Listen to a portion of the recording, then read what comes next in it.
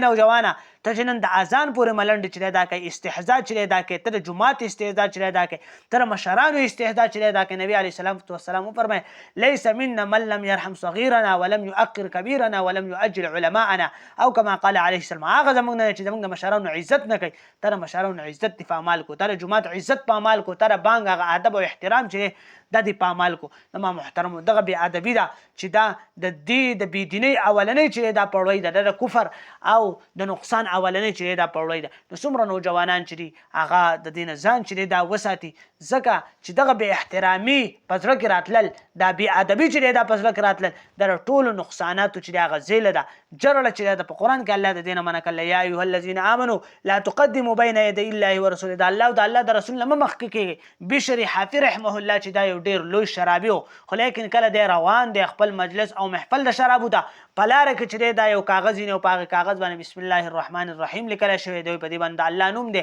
هغه راخلي رښکولی یي په هغې باندې عطر چې دی دا لګوي په یو محفوظ او اوچت ځای کې چې دی دا ږدي په دغه وخت کې یو ډېر لوی بزرګ ته خوب چې دی هغه په خوب کې ورته د الله د طرفه دا حکم کېږي چې ته لاړ شه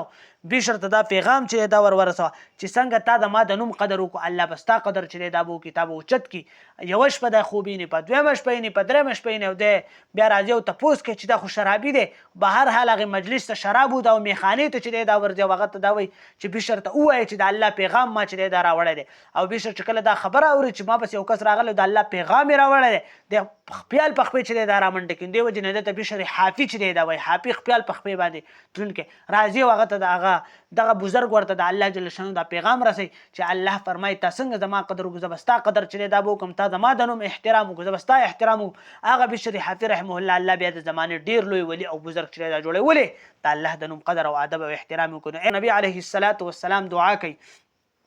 اللهم أيد الإسلام بأحد العمرين أو كما قال عليه السلام يا الله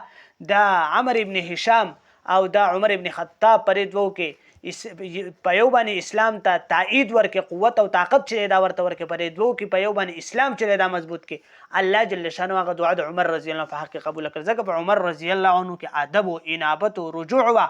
او په ابو جهل کې عمر ابن هشام کې په هغه کې تکبر او په هغه کې بې ادبي او بې احترامي وه الله جل شانه هغه ته ایمان چې دا نصیب نه کو دغه شان که موږ او تاسو چې دا وګورو ابلیس شیطان چې دی معلم الملائکه و د ډېر لوی چې دی دا مرتبه او مقام په دې کې چې دی دا موجود و لیکن دا بې ادبي د حضرت آدم علیه الصلاة والسلام وکړه بې احترامي د هغه چې دی دا وکړل د هغه د بې ادبۍ د وجې نه دی لعین او ملعون چې دا وګرځېدو دی جهنمي چې دی دا جوړ شو